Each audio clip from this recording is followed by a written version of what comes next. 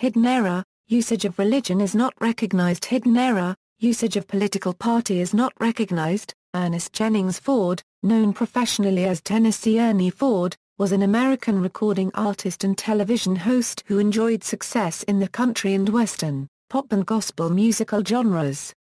Noted for his rich bass-baritone voice and down-home humor, he is remembered for his hit recordings of the Shotgun Boogie and 16 Tons. Biography. Early years. Born in Bristol, Tennessee to Maud Long and Clarence Thomas Ford, Ford began his radio career as an announcer at WOPIAM in Bristol, Tennessee. In 1939, the young bass baritone left the station to study classical singing at the Cincinnati Conservatory of Music in Ohio. First Lieutenant Ford served in the United States Army Air Corps in World War II as the bombardier on a B-29 Superfortress flying missions over Japan. After the war, Ford worked at radio stations in San Bernardino and Pasadena, California. In San Bernardino, Ford was hired as a radio announcer.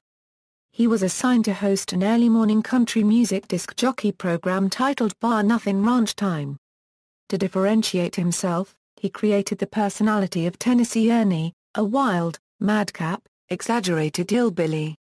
He became popular in the area and was soon hired away by Pasadena's KXLA radio. Ford also did musical tours.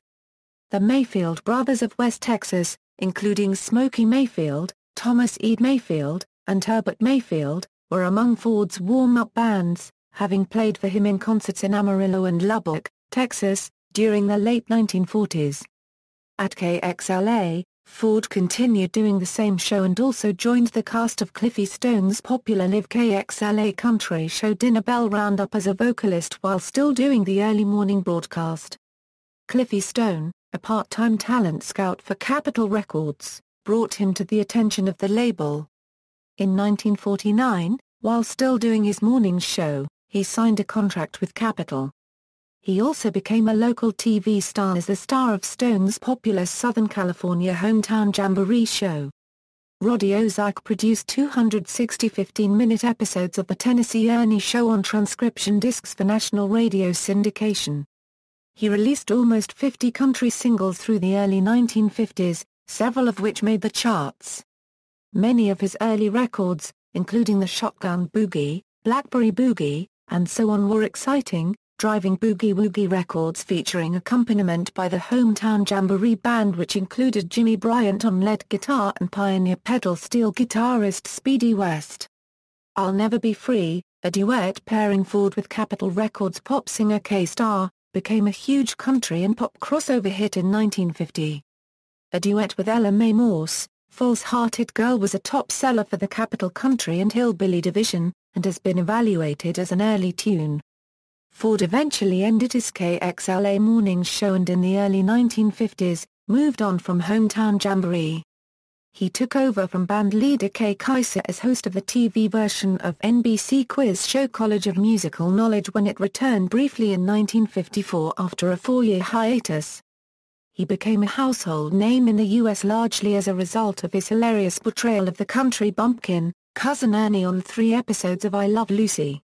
In 1955, Ford recorded Davy Crockett, King of the Wild Frontier with Farewell to the Mountains on Side B. 16 Tons. Ford scored an unexpected hit on the pop charts in 1955 with his rendering of 16 Tons, a sparsely arranged coal miner's lament, that Merle Travis first recorded in 1946, reflecting his own family's experience in the mines of Muhlenberg County, Kentucky. The song's authorship has been claimed by both Travis and George S. Davis. Its fatalistic tone contrasted vividly with the sugary pop ballads and rock and roll just starting to dominate the charts at the time. You load 16 tons, what do you get? Another day older and deeper in debt. St. Peter, don't you call me, 'cause I can't go. I owe my soul to the company store. With Ford's snapping fingers and a unique clarinet-driven pop arrangement by Ford's music director, Jack Fascinato, 16 Tons spent 10 weeks at number 1 on the country charts and 7 weeks at number 1 on the pop charts. The record sold over 4 million copies, and was awarded a gold disc. It made Ford a crossover star, and became his signature song. Later years. Ford subsequently helmed his own primetime variety program, The Ford Show, which ran on NBC television from October 4, 1956, to June 29, 1961. The show was named not after Ernie, but rather, the sponsor Ford Automobiles. Ford Theatre, an anthology series, had run in the same time slot on NBC in the preceding 1955–1956 season. Ford's program was notable for the inclusion of a religious song at the end of every show. Ford insisted on this despite objections from network officials who feared it might provoke controversy. This became the most popular segment of his show. He earned the nickname the Ol' Pea Picker due to his catchphrase, "Bless your pea pickin' heart." He began using the term during his disc jockey days on KXLA. In 1956 he released Hymns, his first gospel music album, which remained on Billboard's top album charts for 277 consecutive weeks. His album Great Gospel Songs won a Grammy Award in 1964. After the NBC show ended, Ford moved his family to Portola Valley in Northern California. He also owned a cabin near Grand Jean, Idaho on the upper South Fork of the Payette River where he would regularly retreat. A photo of Ford with country singer Hank Thompson and Dallas nightclub owner Jack Ruby appeared in the 1988 book, The Ruby Oswald Affair, by Alan Adelson. From 1962–65, Ford hosted a daytime talk variety show, The Tennessee Ernie Ford Show from KGO-TV in San Francisco, broadcast over the ABC television network.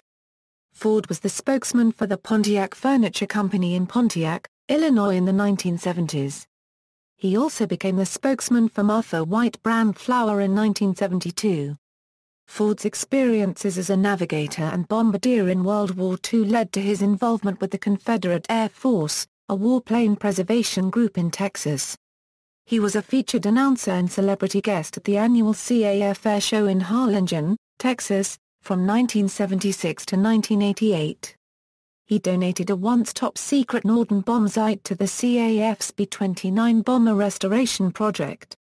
In the late 1970s, as a CAF colonel, Ford recorded the organization's theme song Ballad of the Ghost Squadron.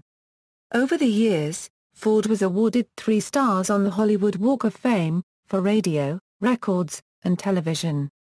He was awarded the Presidential Medal of Freedom in 1984, and was inducted into the Country Music Hall of Fame in 1990. Offstage, both Ford and wife Betty contended with serious alcohol problems. Betty had the problem since the 1950s. Though his drinking worsened in the 60s, he worked continuously, seemingly unaffected by his heavy intake of whiskey. By the 1970s, however, it had begun to take an increasing toll on his health and ability to sing.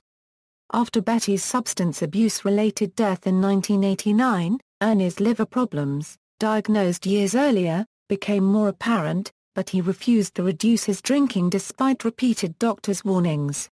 In 1990, he was inducted into the Country Music Hall of Fame. His last interview was taped in September 1991 by his longtime friend Dinah Shore for her TV show. His physical deterioration by then was quite obvious. Ford received posthumous recognition for his gospel music contributions by adding him to the Gospel Music Association's Gospel Music Hall of Fame in 1994. Personal life.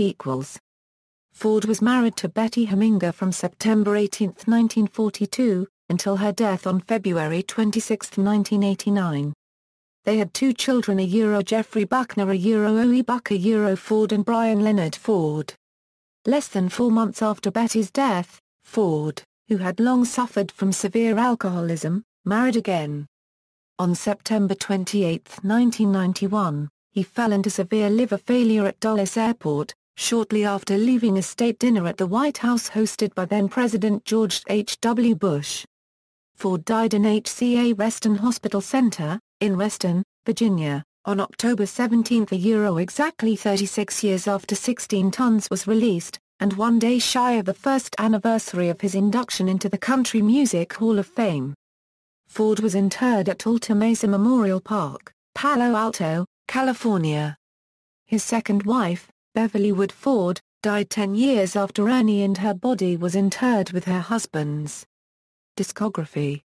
Albums Singles A Sing We Now of Christmas peaked at number 2 on the RPM Top Singles chart in Canada. B. Colorado Country Morning peaked at number 85 on the RPM Country Tracks chart in Canada. Notes. References: Whiteside, Johnny. Kingsbury, Paul. Tennessee Ernie Ford. The Encyclopedia of Country Music. New York, Oxford University Press, pages 176-7. ISBN 0-19-511671-2. External links. Tennessee Ernie Ford official website, 16 tons €. The story behind the legend, Tennessee Ernie Ford at AllMusic, Tennessee Ernie Ford at the Internet Movie Database.